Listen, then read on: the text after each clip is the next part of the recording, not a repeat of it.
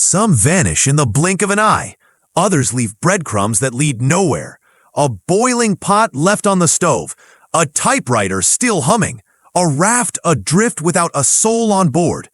In national parks, in haunted towns, in canyons and forests, they stepped off the trail and into legend. 4 souls, 4 stories, and not one answer that ever made sense. You're about to hear the stories of people who disappeared, some without a trace, some with clues that made the mystery even darker. And just maybe, someone out there still remembers the truth. The Smoky Mountains don't scream. They whisper. Through the mist that drapes the trees like old lace, through the echo of wind curling around the ridges. If you're not careful, they might swallow you whole, and no one would ever hear a sound. In the fall of 1981, Polly Melton felt most at home under that mountain sky. She was 58. Fierce in her faith, friendly to every stranger, known for her spaghetti sauce and the way she always showed up, especially when it mattered. She and her husband Bob had made a tradition of coming back to Deep Creek Campground each year, their Airstream trailer parked like clockwork under the same canopy of gold and fire-colored trees. 20 years running, she volunteered at the nearby senior center, never missing a shift. The kind of woman who'd remember your birthday when you didn't even tell her. But that year, something felt different. She'd skipped the nutrition center shift that day. First time in years. She told Bob she wanted to hike with the girls instead. Just a short trail, one they'd all walked dozens of times. She even cooked dinner ahead of time. That sauce again. Said she'd be back by evening. And she seemed fine, calm, strong, talkative. The sun was warm, the breeze light. The trail easy. The 3 women walked the trail like usual, laughter rising above the fallen leaves. Polly fell behind a bit. Arthritis maybe, or just her own rhythm. They teased her gently. She grinned, picked up her pace, passed them all, and crested the next hill. Then she was gone. Not missing, not in danger, not yet. Just gone.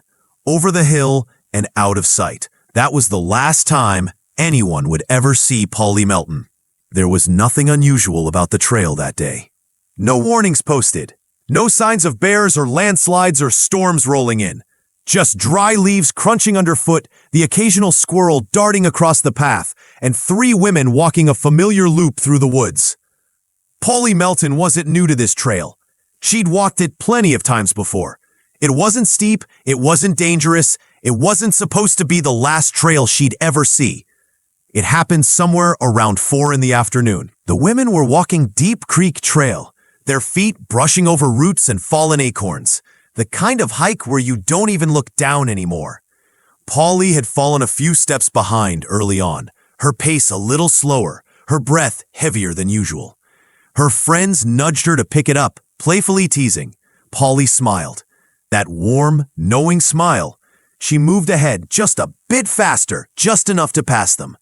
Then she rounded a curve and disappeared behind the trees. It wasn't a steep hill, more of a gentle rise, but by the time the other women reached it, she was gone. At first, they assumed she was just ahead. Maybe she'd sped up and was waiting at the trailhead with a smirk and a bottle of water. Maybe she needed a moment alone. Maybe nothing was wrong at all. They kept walking, laughing, calling her name lightly. Polly? Nothing. They picked up their pace. The trail wasn't long. It wasn't even 5 minutes before they reached the trailhead. No Polly, no sign of her, just wind. They looked at one another, puzzled, then nervous, then scared. She must have gone back to the canner, one said. So they returned to the campground. Bob was there, seated outside their silver trailer, legs crossed, book in hand. When they asked if he'd seen Polly, he blinked slowly and shook his head. She hasn't come back. Now the fear set in. Not panic yet, not quite, but dread. The kind that settles in your chest and starts to burn quietly, eating away at reason. Bob stood, eyebrows furrowed, confusion slowly tightening into worry. The other women began to retrace the trail. They walked it backward, calling her name louder now, ears straining for any sound. Again, nothing. No footsteps, no answer, no rustling in the woods. Polly had vanished. By 6 p.m., she was reported missing. Rangers responded fast. The park shut down the trail. They brought in dogs, bloodhounds, trained to track scent across miles. Over the next 4 days, more than 150 searchers combed through the park. Volunteers, rangers, police, dog handlers, locals. They swept over 100 square miles of trails, rivers, ravines, thick underbrush, every direction Polly could have possibly gone.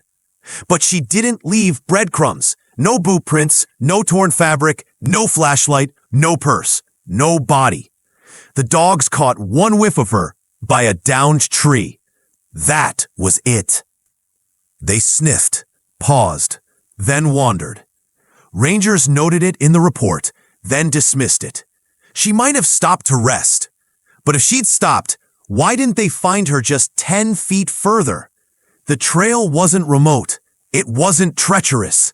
It was the kind of trail parents brought kids on, an afternoon stroll. And yet, in that tiny sliver of time, just a few hundred seconds between one woman passing a hilltop and the others arriving, Polly Melton ceased to exist. Some locals believed it was foul play, but it didn't add up. There were no other hikers in the area that day. No strange cars, no screams, no signs of struggle. And she wasn't the type to get involved in anything dangerous. No affairs, no debts, no enemies. Others whispered stranger theories, that something older and darker lived in the Smokies, something that didn't leave evidence behind. But those were just stories. Ghost tales shared around late-night campfires. Polly's life wasn't a ghost story.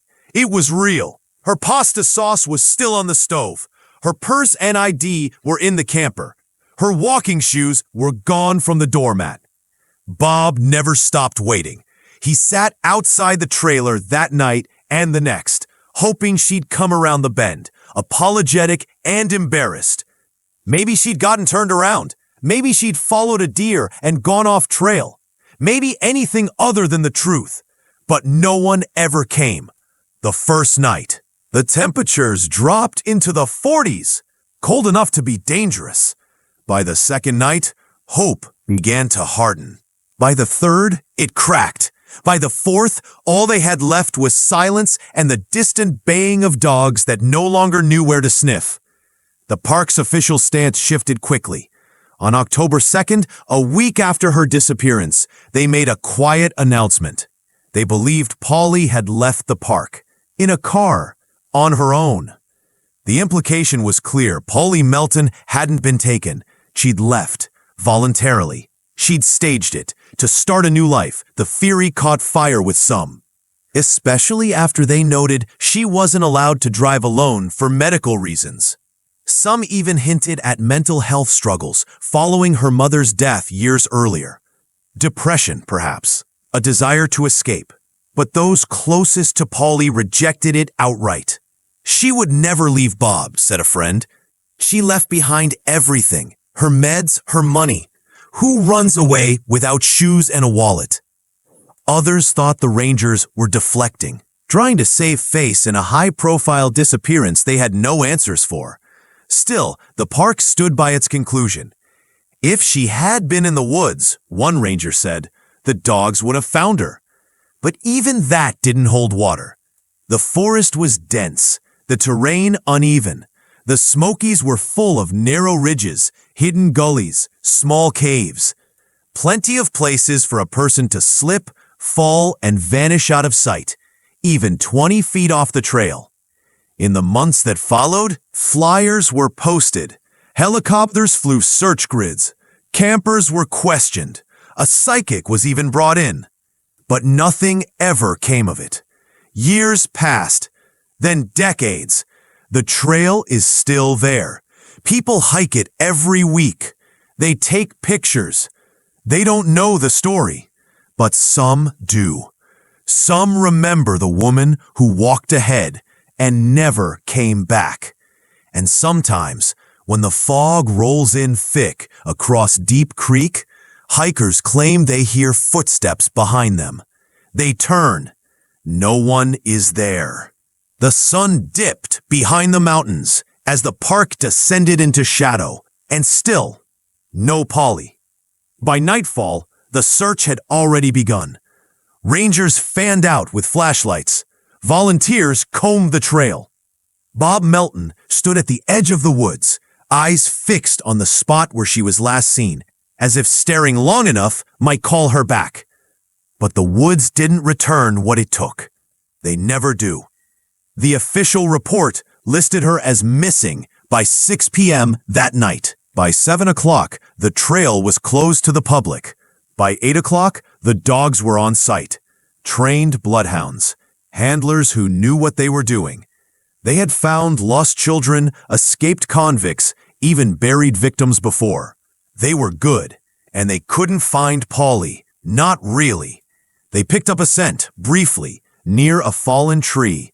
The dogs paused, sniffed, circled, then moved on. That was it. That tree was the last known place Polly ever touched. No tracks, no dropped items, no torn clothing, just silence. Over the next 72 hours, the operation escalated. More than 150 people joined the effort, including law enforcement, park staff, firefighters, volunteers, local hunters, and hikers. They swept the hills, the valleys, the streams. They crawled through ravines, prodded thick underbrush, and yelled her name until their voices cracked. The search grid extended over 100 square miles. Helicopters flew overhead. Thermal imaging was used, at least what was available in 1981. Boats scanned the rivers, nothing. Polly's face appeared on flyers, tacked onto campground bulletin boards. Have you seen this woman? Last seen 4 p.m. Deep Creek Trail. Bob provided photos. One showed her smiling beside their Airstream trailer, holding a cup of coffee. Another, the most circulated one, was from the church picnic. She was wearing sunglasses, laughing. The kind of picture that makes you ache when you realize it might be the last one. People came forward. A camper claimed to have heard a scream in the distance around the time she vanished. But when pressed, he admitted he wasn't sure if it had even been human. Another hiker swore he saw a woman matching Polly's description standing by the road an hour later. But his timeline didn't hold up. And then the theories began. The first was the most hopeful. She'd gotten turned around, gone off trail, maybe followed a deer or a sound or a shortcut. That theory lived for the first 24 hours, but it started dying quickly because Polly wasn't new to the woods. She wasn't reckless, and Deep Creek Trail wasn't the kind of place you got lost. It looped, it curved, it was clearly marked, wide enough for two people to walk side by side. She didn't have a head injury. No blood was found. No signs of disorientation were ever noted that day. No heat stroke, no exhaustion. She had simply walked ahead and never came back. The second theory came from the Rangers. They didn't say it outright at first. They hinted. She may have left the park. Sometimes people walk away. Then came the press release, October 2nd, 1 week later. They believe Polly had exited the area, possibly with someone else, possibly by vehicle. No license plates, no driver description. No car was seen. They just believed it, because there was no other explanation. But for Bob and those who loved her, that wasn't an answer. That was an excuse. Bob told reporters she had made dinner before leaving. Spaghetti sauce, left simmering in the trailer. She was going to come back, he said. She had plans, a routine. She was happy. And she left it all behind? Her purse, her ID, her money, her medication? Gone without them?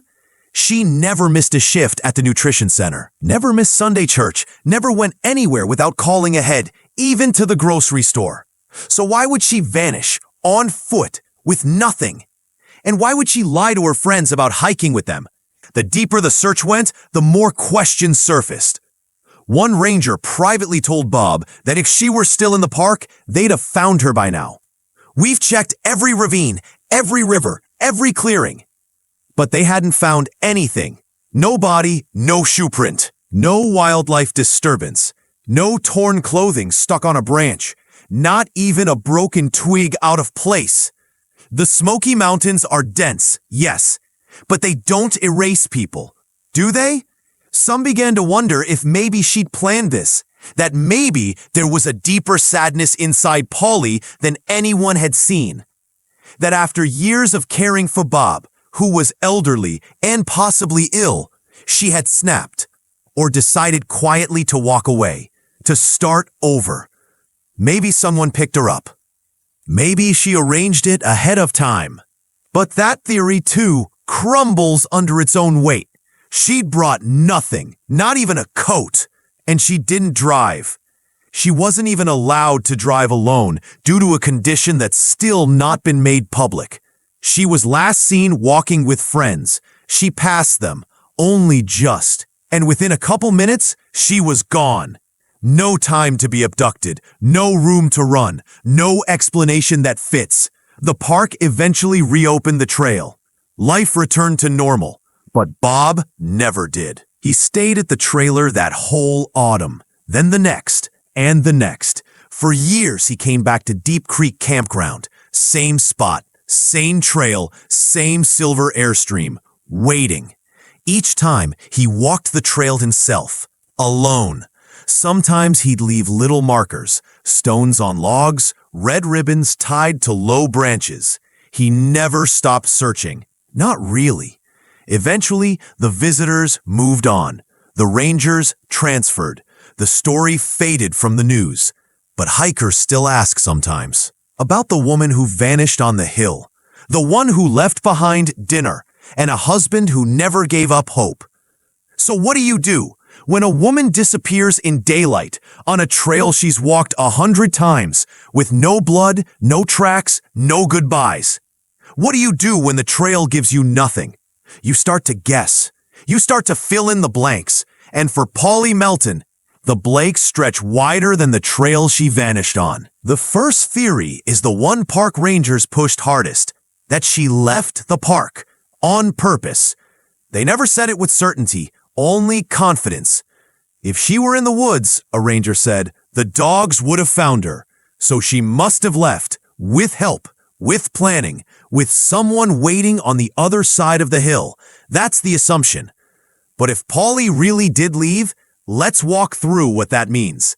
She would have needed someone to pick her up, not hours later, not even 10 minutes later, because she was last seen seconds before disappearing. She passed her friends on the trail, walked up a small incline, out of sight. That's it. So what are we imagining? A car parked near the trail? A stranger waiting behind the trees? A coordinated pickup on a weekday afternoon, during a casual hike with friends in broad daylight? Why would she risk that? And why leave everything behind? Her purse, her money, her medication. Polly had high blood pressure and took daily meds. They were still in the trailer, so unless she planned to vanish and die, this theory feels like smoke. There's more. She had no children, no close living family aside from Bob. She was a churchwoman, a volunteer, a caregiver. She left behind dinner. People don't walk out of their lives mid-hike and leave spaghetti simmering on the stove. So why did the park cling to this theory? Simple. Because it made the case go away. If Polly left, then she wasn't missing. She wasn't their responsibility anymore. But some people never bought that explanation. Not even for a minute. They looked closer, asked harder questions, and the next theory is one no one wanted to speak out loud. Foul play. Now, the setting makes this hard to accept. Polly was never out of her friend's sight for more than a couple of minutes, and the trail was public, lightly trafficked that day, but still traveled. So, could someone have abducted her fast and quiet? Possible? Yes.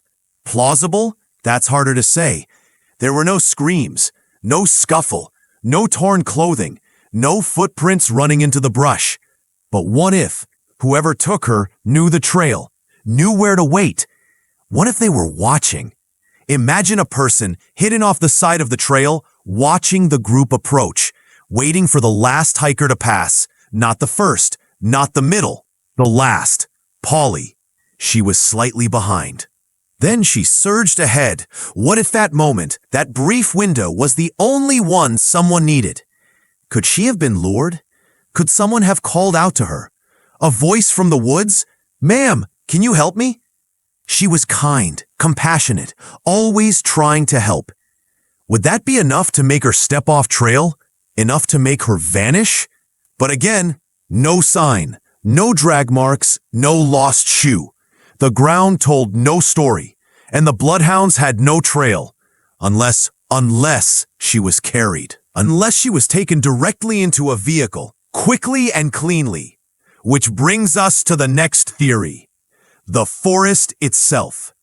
Some believe the Smoky Mountains hide more than wildlife, and Polly's case only deepened those beliefs. Over the years, strange disappearances have been documented in the park. People vanishing within feet of others. Children disappearing for days, only to reappear in places already searched. Experienced hikers found dead. In areas far from where they were last seen, often without shoes, often with strange injuries, sometimes with none at all. The missing 411 phenomenon. Polly's case checks some of those boxes. Vanished in a national park. In daylight, from a well-maintained trail. No trace, no evidence, no witness. The air was clear, the path was straight, but still, she was gone. Some point to strange magnetic readings in that area. Others speak of time slips, or hidden entrances to cave systems, or uncharted sinkholes that swallow people whole. There's no proof, only patterns, only questions. Then, there's the spiritual theory, that Polly chose to leave this world, just not in the way we understand. Some locals whisper that Polly was different in those last few days, that she was quiet, reflective, not depressed, but distant, as if she knew something, as if she was preparing. What if she felt a calling? What if she wanted to disappear? Not as a stunt, not to escape Bob, but to follow something, into the trees, a light, a voice, a presence. She was a deeply spiritual woman. She believed in purpose, in divine paths. Could something have called her? Again, no proof, only possibility. And that leaves us with the last theory. The simplest one, an accident. She stepped off the trail, slipped, fell, was injured or unconscious, and they just missed her. The search grid was massive, but the forest is more massive. Some places are hard to see from the ground or even the air. She could be 10 feet off trail, in a crevice, under brush, and never be seen. That happens, but the dogs, the helicopters, the heat sensors, would all of them miss her? Would no wildlife disturb her body over time? No bones, not one shoe? 40 years, not one sign.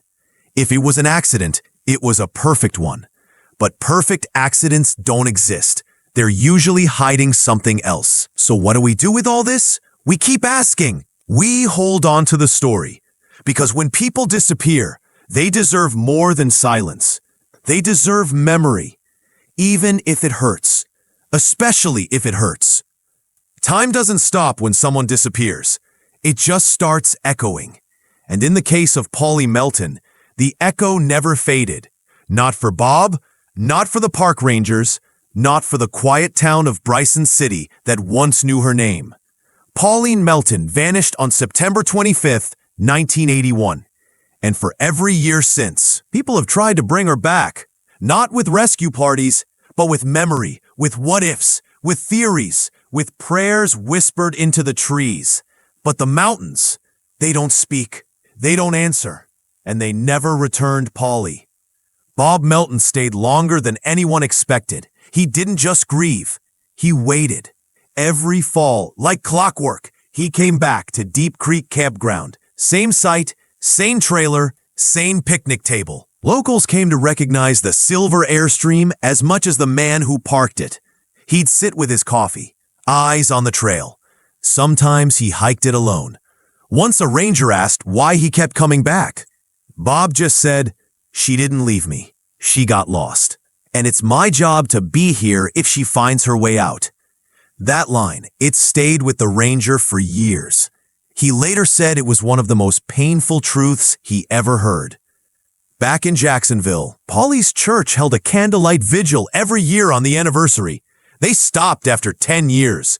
Not because people forgot, but because not remembering started to hurt less than remembering.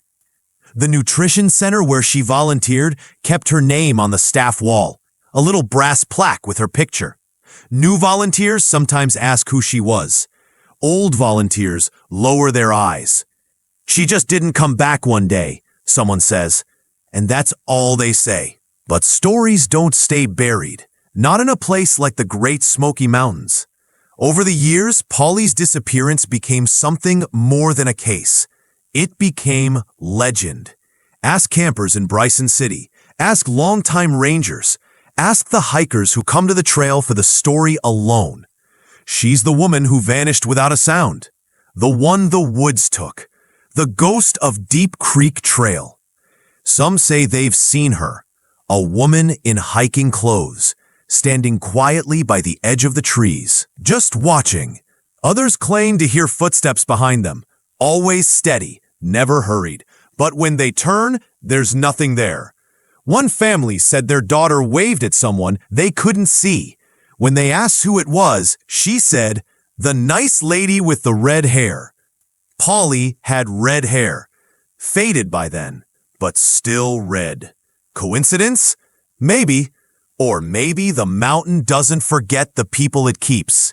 In 2004, a documentary crew visited the park to explore unsolved disappearances. They mentioned Polly's case in passing, but what they didn't expect was the response. Dozens of letters, emails, phone calls, old hikers, former rangers, locals, tourists, even amateur psychics, all with theories, all wanting closure. One letter stood out. It came from a woman in her 80s who claimed she had hiked that trail a day before Polly disappeared. She swore she saw a man, alone. Just off the trail, watching her as she passed. She said he made her skin crawl. She never reported it. She was scared. She never went back. She said she regretted that for the rest of her life. Was it related? No one knows, but it's one more shadow in a trail full of them. Today, if you visit Deep Creek Trail, there's no sign about Polly, no plaque, no marker, no official remembrance, just a narrow path lined with leaves, quiet, peaceful, deceptively safe. But if you ask the rangers, the old ones, the ones who remember, they'll tell you the truth. Polly's disappearance changed the way they operated. It changed their search protocols. It changed how they log missing persons. It changed how long they wait before calling it serious. Because in 1981, they waited too long. She was gone before they even started. Bob passed away in 1997. His obituary was short, but in the final paragraph, there was one line that mattered. He is survived by the memory of his wife Pauline, whose return he awaited each fall beside the mountain trail she loved. They buried him in Jacksonville. But some say part of him never left Bryson City, never left the trail. Maybe he walks it still in some way, looking, hoping, waiting. Polly's story has lived on in forums, documentaries, campfire tales. But what's most chilling isn't that she vanished. It's how she vanished. In a place that was safe, in a moment that wasn't strange, in a timeline that left no room for error. She wasn't a thrill seeker. She wasn't reckless. She wasn't running.